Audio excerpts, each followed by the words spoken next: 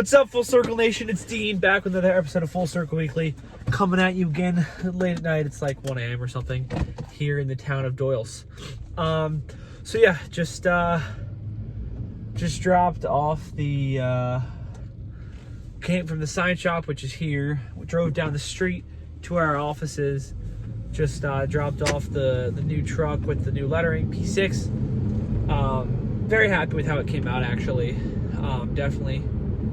Definitely looking mint, so that's awesome.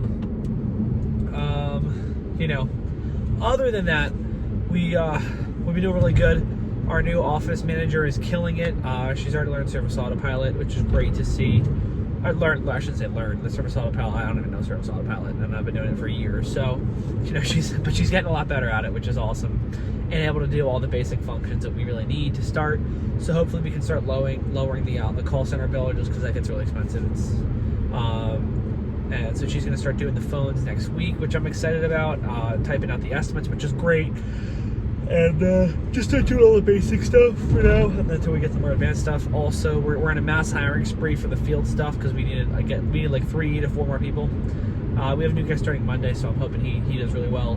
But you know, that's better than the last guy that started the last of the day. I'll talk about that another time. But so hopefully the new guy that starts does well. But we need like 3 more people in addition to him, just because of how much work we're getting in. Although it does seem to have maybe slowed down a little bit, but whoa, I almost just killed a raccoon.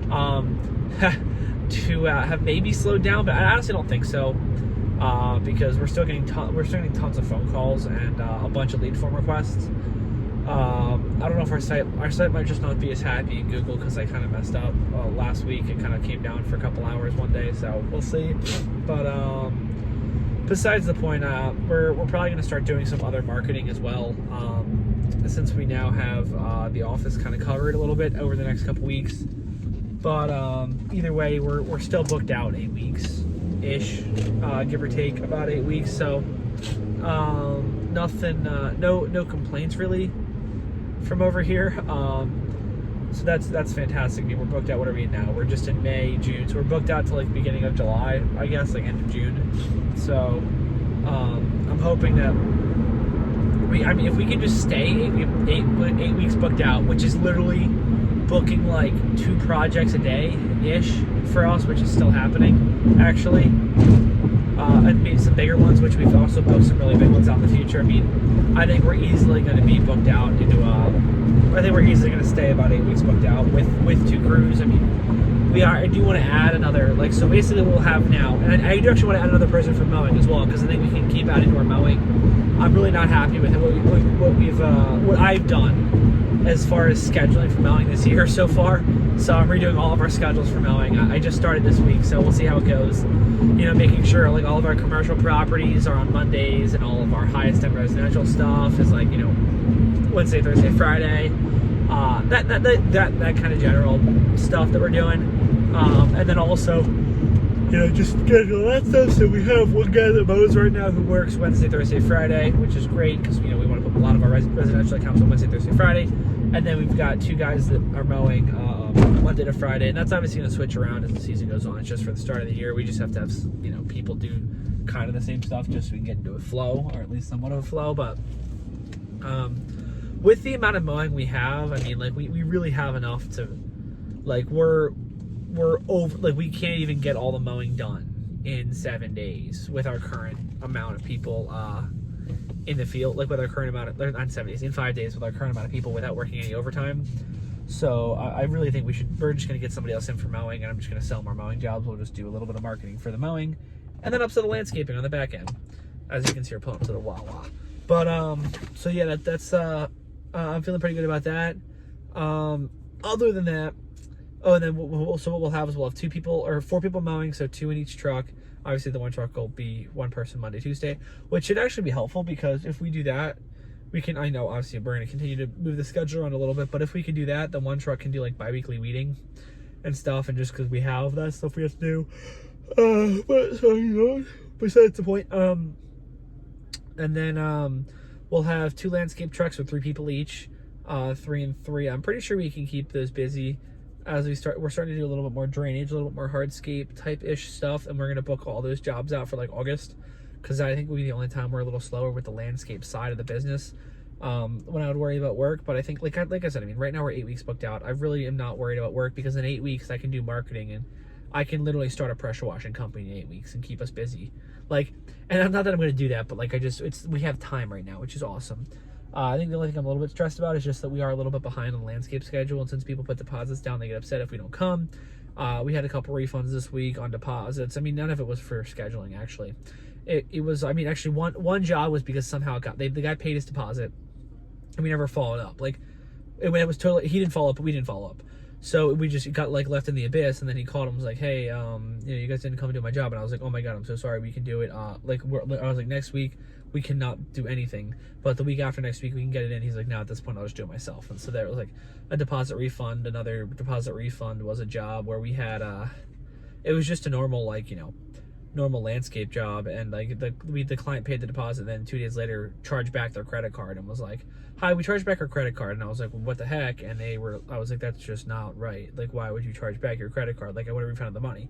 And they were like, oh, we found, my husband was just concerned about money. And I was like, once again, like, you guys are terrible humans.